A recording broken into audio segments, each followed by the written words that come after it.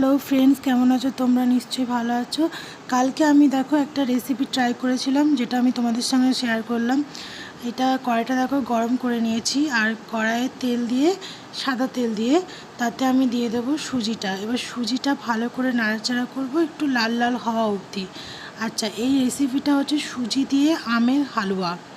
মানে এখন তো আম উঠেছে, আমের সিজন, তো আমটাকে দিয়েই আমি এই হালুয়াটা বানিয়েছি। আর এই রেসিপিটা আমাকে আমার একটা ফ্রেন্ড বানিয়েছিল তার বাড়িতে, সে আমাকে বলেছিল।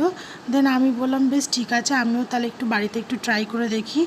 আর সত্যি কথা বলতে না, মানে এখানে আমি মিষ্টি খুব একটা দোকান থেকে কিনে খাই না, কারণ এখানকার মিষ্টির কোয়ালিটি খুব একটা ভালো না। তাই জন্য আমি বাড়িতেই মিষ্টি জিনিস তৈরি করে করে খাই, কারণ আমার বাড়িতে একটা বাচ্চা আছে, ওকে খাওয়াতে হয়। তো দেখো সুজিটা লাল লাল করে নাড়াচাড়া হয়ে যাওয়ার পর, দেখো লাল লাল হয়ে গেছে।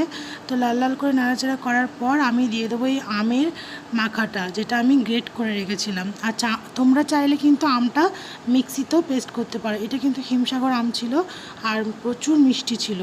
তারপরে দেখো এতে আমি দুধ অ্যাড করলাম। এই দুধটা কিন্তু 500 দুধ ছিল।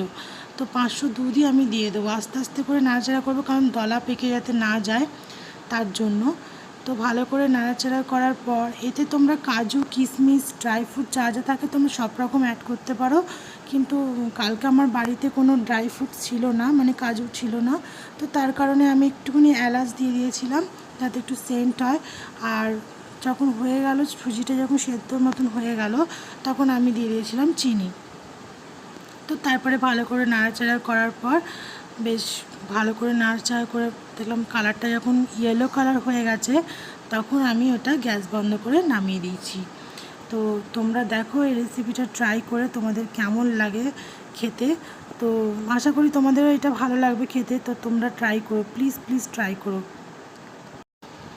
তো ফ্রেন্ডস, যদি এই রেসিপিটা তোমাদের ভালো লেগে থাকে তাহলে অবশ্যই বাড়িতে ট্রাই করো। আর যদি আমার ভিডিওটা ভালো লাগে তাহলে লাইক করো, কমেন্ট করো আর শেয়ার করো। টাটা।